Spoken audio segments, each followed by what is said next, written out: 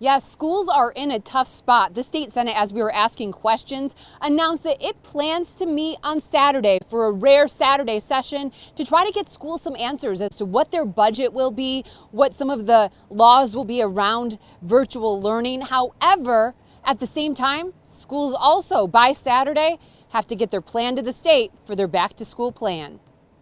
Rochester Community School Superintendent Dr. Robert Shaner says schools need answers from state lawmakers. Well, we continue to wonder what our 2021 budget is going to look like, and then what pupil accounting and testing looks like. Schools have a fiscal year that starts July 1st, but the state's fiscal year starts October 1st. This causes problems every year as schools try to plan.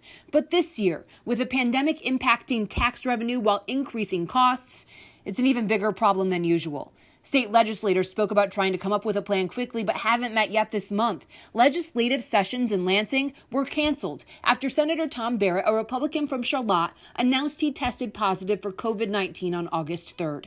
We knew the beginning of the year was coming. I mean, whether it was in March, whether it was in April when we shut everything down, May, June, July, we knew in September, late August, that we were going to have to prepare for the schools. Representative TYRONE Carter, who represents Ecorse, River Rouge, and Detroit, says there's no excuse. He says in March, he and Representative Isaac Robinson became sick with the virus.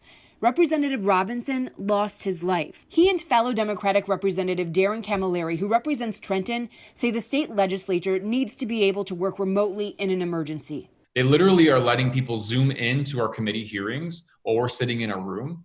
There's no reason why we cannot have a committee hearing over Zoom to push our agenda so that we have limited interactions in person. Republican Senator Jim Runstad says in his opinion, it's hard enough to get lawmakers to agree in person. We're also dealing with budget issues that we have not had in the past, where, a huge percentage of the population is out of work.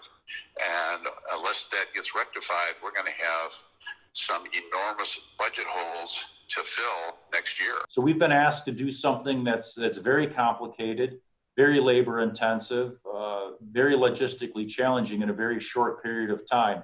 And to say it keeps us up at night is really an understatement. I've talked to numerous school leaders today as I've worked on this story, and one message that a lot of them had was that as they've been making the decision, while they're considering many factors, one of the factors that some schools that are deciding to go all virtual are really considering is the fact that they don't know how much money they will have to spend on PPE and other ways of protecting kids and staff from COVID-19. So tough decisions for schools, and they're definitely hoping for answers. But at this point, the path is set for the beginning of the school year at many schools. Reporting live in Westland, Kim Russell, 7 Action News.